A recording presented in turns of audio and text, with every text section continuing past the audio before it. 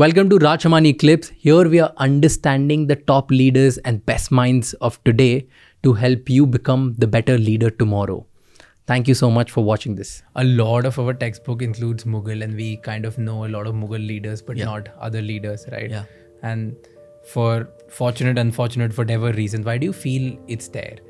Because I remember I've been taught about Humayun, Akbar, Shah Jahan, Aurangzeb, right? And just, it goes on. Yeah. So just why Babur, like I don't even remember so many names, but yeah, these are the most amount of names you would remember from any random person in India who would know maximum about just Mughal history. Why do you feel like is there a reason that we just read so much about just Mughals?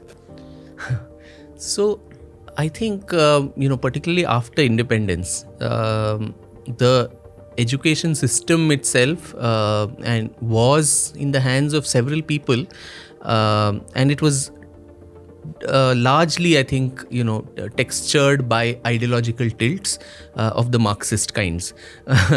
And the Aligarh Muslim University, and the kind of HRD ministers we had, from Nurul Hasan to Maulana Azad to so many others, who ensured that it was the aftermath of partition. This country was partitioned on communal lines, and the violence, the bloodshed that followed, where so many, lakhs and lakhs of people were displaced, lost their lives, and there was an animosity towards a particular community because that was the basis for the partition of the country. So these people felt, rightly or wrongly, in retrospect wrongly, that all the uncomfortable aspects of Indian history need not be told. And this included particularly the Islamic conquests. For about 800-900 years, the rule over India was from Central Asia, Middle East, all the Islamic rulers. And someone like an American historian, Will Durant, has called the Islamic conquest of India as one of the bloodiest tales of human history. Not just Indian, but human. Professor K.S. Lal, a historian, has estimated that just in 500 years, between 1000 CE and 1526, when the Delhi Sultanate was established, something like 8 crores was the population of the subcontinent which declined. So 8 crore people, a genocide of so many largely non-Muslims was committed here. You had historian Sitaram Goyal, who said something like a minimum of 40,000 temples being destroyed. A very conservative estimate, and we see that everywhere. The Qutub Minar, so many monuments were built after destroying local, Hindu, Buddhist, Jain, shrines of worship. Women from this subcontinent were taken away to distant lands as sex, slaves. Even at the height of the Mughal Empire, you had things like the jizya, the tax that all non-Muslims had to pay to even live a respectable life. And jizya formed, I think, almost 15 to 20% of the revenue of the Mughal Empire, even at the heights of its glory. And under Aurangzeb, you know how the iconoclasm, where everything from Mathura to Kashi, Vishwanath, all these temples were broken. Now, but post-independence, particularly under all these eminences whom I mentioned, it almost became imperative that let's not talk about all this. Let's put all this under the carpet, because this is very uncomfortable. This is talking about all of this will upset today's social harmony, which I don't know why it should, because I keep saying this time and time again. A young Muslim man or woman today in India is not responsible for what Ghazni and Ghori and Aurangzeb, Tipu Sultan, all these other barbarians did. Similarly, we should try to dehyphenate today's communities from all these invaders.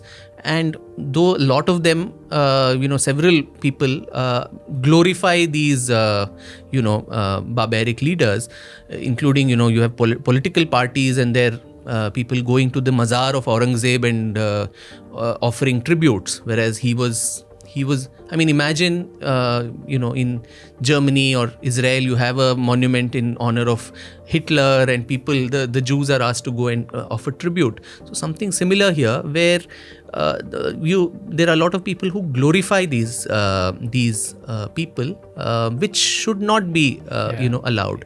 And we need to dehyphenate communities, tell them that these are not your heroes.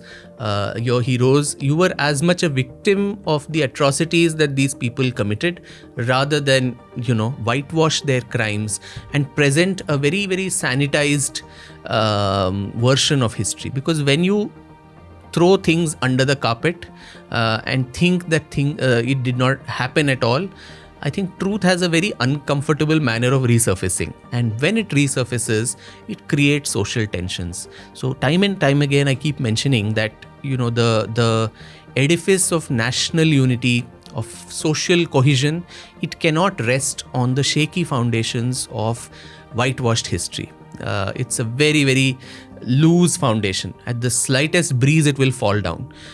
So instead, tell the truth as it is, without any fear and favor. Whatever atrocities, oppressions, there were caste oppressions, there were these Islamic conquests, talk about all of them. And the idea for the future should be, one, you should learn from these mistakes, that these will not be committed again. And we need to move forward, heal the wounds of the past. We are a wounded civilization. And so we need to heal those wounds and move on with a positive outlook for the future. Assuming that the wound never happened will make the cancer grow, rather than eliminate the wound. So in India's history, particularly, that healing process, I think, has not happened. Instead, we glorify these people. As you say, there is more emphasis on a lot of these people who came from the outside. And they may have been born in India and all that, but still their affinity, this thing was from where they came from. And that's so natural. If you come from some place, you have a more affinity for where you invaded from.